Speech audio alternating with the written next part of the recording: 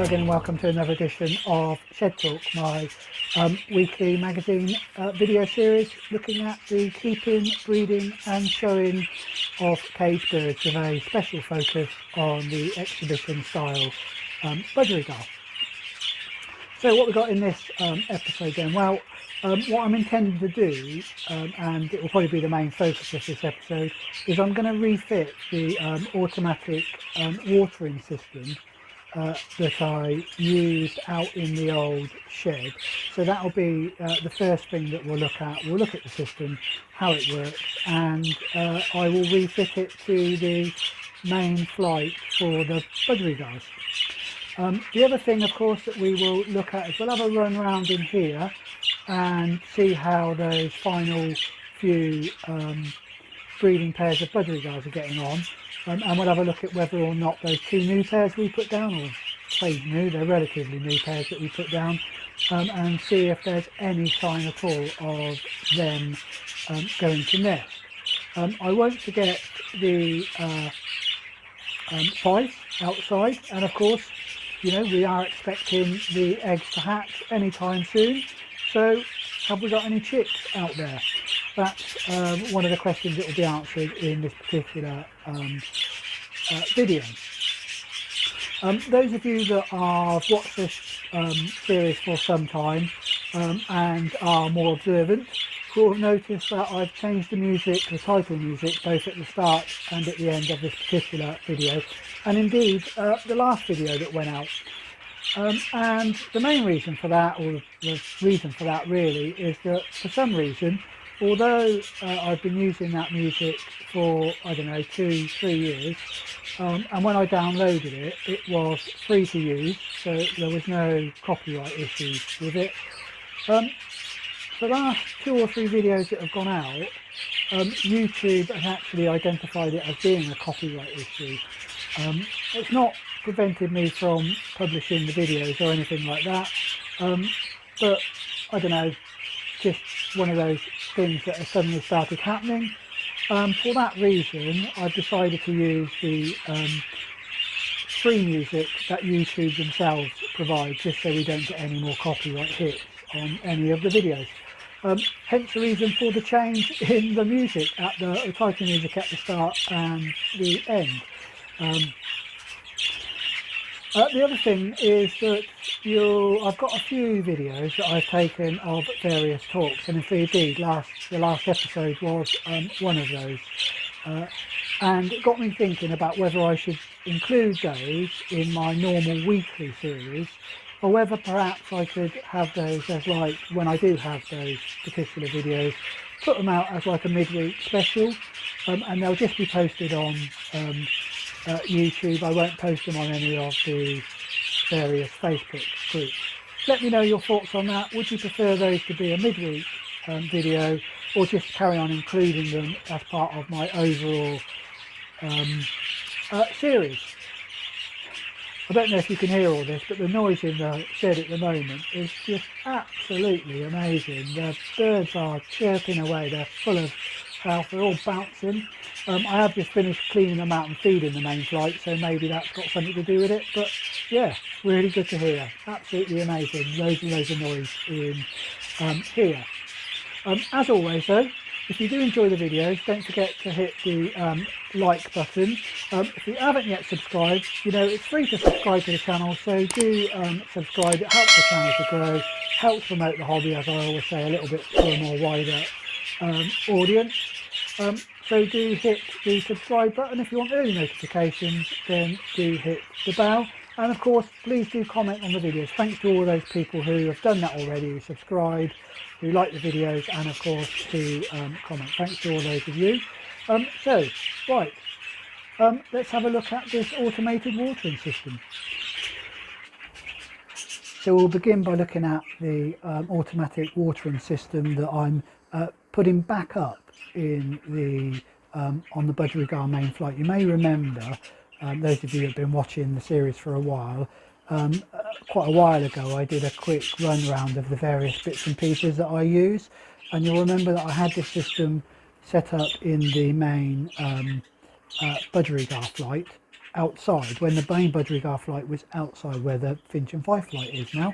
And when I moved them into here, I dismantled that, and I haven't reassembled it back on the main flight when I moved them into to this bit of the shed. So that's my plan. I'm going to do that now. So I thought, well, it's dismantled, I'll give an opportunity to us to have a quick talk about it. So this is it. It's the edstrom automatic watering system for small animals and birds.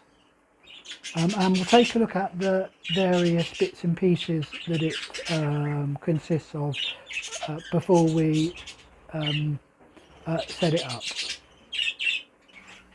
So here's all the various bits and pieces that make up the whole automatic drinking system. And it consists of, I suppose, a number of parts. So you've got a bucket, for want of a better word, which you can see here, and that obviously holds the water.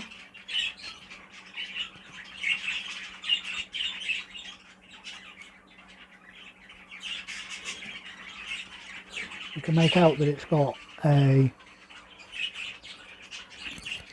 connector at the bottom. It's a simple screw connector,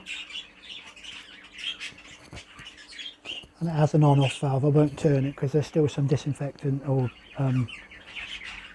sterilising water inside the bucket. So it's in the off position at the moment. You turn it into the on position. That allows you to, obviously, for ease of cleaning. You've then got the pipe section that, again, has a number of parts. You can see the connector at the bottom where it connects onto the main water tank.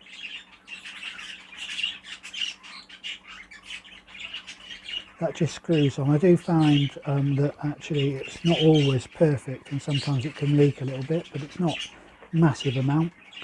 And I probably need to get another washer for it, I would guess. And then there's the black piping that you can see, which takes the water obviously from the reservoir, the bucket reservoir, down to the actual feeder bit. And I'll just see if I can get those into view.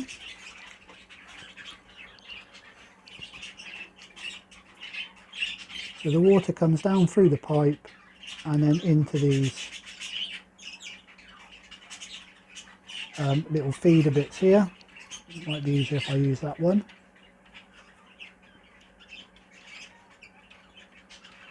And these are small nipple type feeders. The water obviously comes through to there. There's a small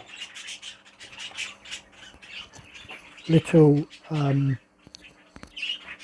nipple bit on the end, and this here will move up and down as the bird touches it with its beak and allows the water to flow out. And the clip around the outside clips onto the wire to hold that in place. I suppose the final bit, well, you've got a couple of other bits. There is a junction there that you can see, a little T-junction clip that comes with the set.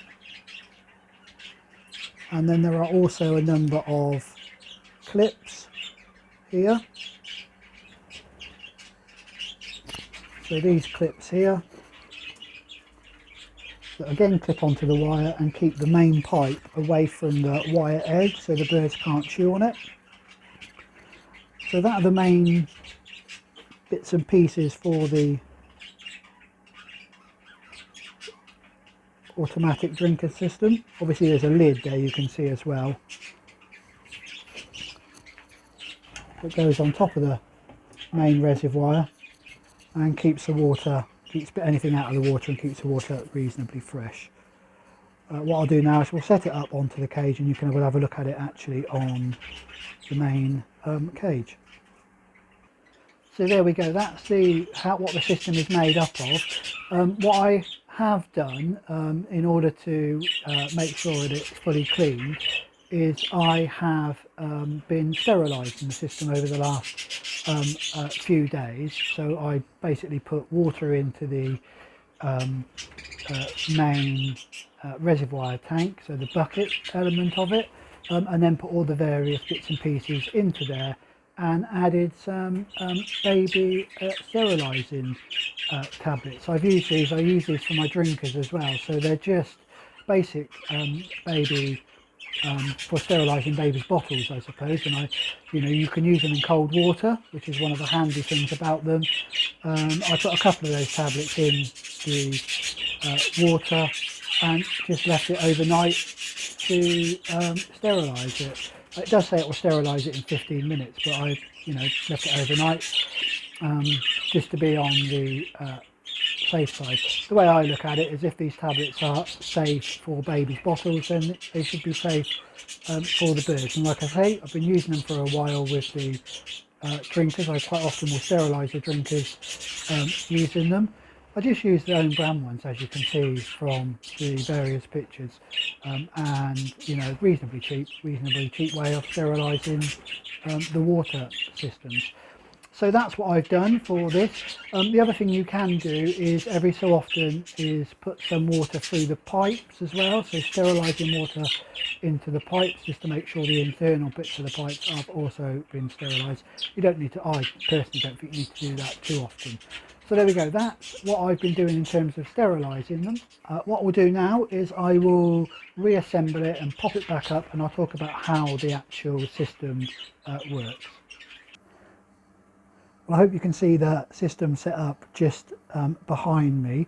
As you can see, the main reservoir, so the white bucket, sits obviously above where the drinkers are, so the water's flowing downwards down through the pipes, and it's just the weight of the water that keeps it flowing. So bucket needs to go up above it, as you can see behind me, and then the pipe runs down, and there is a little clip that enables you to fix the drinker nipple into the spot that you want. Currently, the way I've got it set up, they're not all quite in the right place, but I've got some more piping at the moment that is currently disinfecting. So once that's been done, I will recut it to the right size, so that it's on each of the perches. At the moment there's one on two of the perches, and then one sort of stuck in between, I suppose, because that's the way it was for the outside flight, but it will work for now. So each of the, as I say, the water flows down through the pipe, comes off into each of the nipples that are the drinkers. The birds, don't seem to have any problem finding the water system. I'm not sure whether they can smell it or whatever, but when I first introduced it out into the main flight, not a problem. None of the birds have a problem finding it. If I get a new bird and put a new bird in here, they don't have a problem finding out and working out how to use it. I think just the inquisitive nature, particularly for the budgerigars, their inquisitive nature, they will peck at anything that's poking through the side of the cage. They very quickly realise that when they peck at it with their beak, that water starts to flow, and they can then get a drink, and they'll come back to it every time they need to drink. I've never had a problem with the nipples becoming clogged up with seed or anything like that. So like I say, no problems with this particular system. Previously, what I will do now I've put it back on is I'll give them about a week with just one of the other drinkers still fitted to the side of the cage, and then I will remove that, and they will just once again use the automatic watering system on the main flight. So there we go. As I say, that's the automatic watering system looked at. What we'll do now is we'll go outside, have a look at the Finch and Fife flight, and see how we've got on with the fifes, with those fifes from breeding to bench.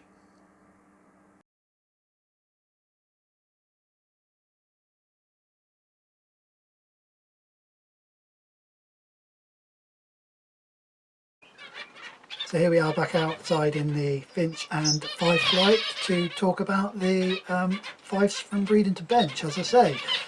So remember the last episode, we had full eggs underneath the hen, and she was sitting nicely on those eggs. I'd reset them so they were all ready to go, and we were expecting them to hatch at some stage earlier on this week. And indeed, I'm really pleased to say that all 4 of the full eggs have hatched. All of the chicks, as far as I can tell, have been fed. One looks a little bit younger than the other, so that might have been the last egg which she laid. Remember, those of you that have been watching the series will know that I set the eggs and then she laid one additional egg the following day. So she laid 5 in total, but 4 of them seem to have hatched. They all seem to be being fed. Mum seems to be feeding them reasonably well. I've not, she's off the nest when I come in sometimes in the morning when I put the new soft food down and some green food down, so I can have a quick look at them then.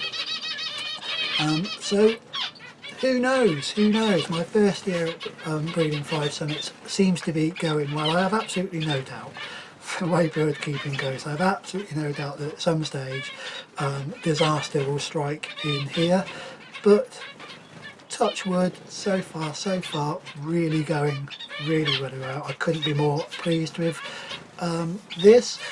I've now just got to work out the final bits in here, I suppose, about when I put a new nest pan in there and all that sort of stuff. Once again, thanks to those people that put the 5 YouTube videos out. It's always handy. I keep looking at those and see how people are getting on and what they're doing. And for those people also who message me with advice following the various videos that I put up, the various episodes that I put up. So I won't spend too long in here. I'll leave her to continue sitting on those and continue to rear in them. Oh, the final thing is, almost forgot, I did actually order rings. They finally arrived. I must admit I was a little bit disappointed that they took about just over 2 weeks to arrive. Normally when I order rings from Avian ID they arrive very quickly, but this time for some reason they didn't. Interesting enough, I ordered my rings for the Budgerigars around about the same time. They arrived within about 3 days, so, and then took almost another 2 weeks before the canary split rings arrived.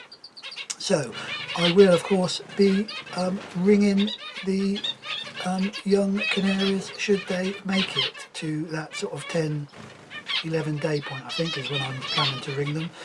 Let me know when I'm supposed to ring them. They're split rings, so I suppose that's not really a major issue in terms of if I don't get it bang on time, unlike with the solid rings that for the budgerigars, where I have to get them on before they get too big.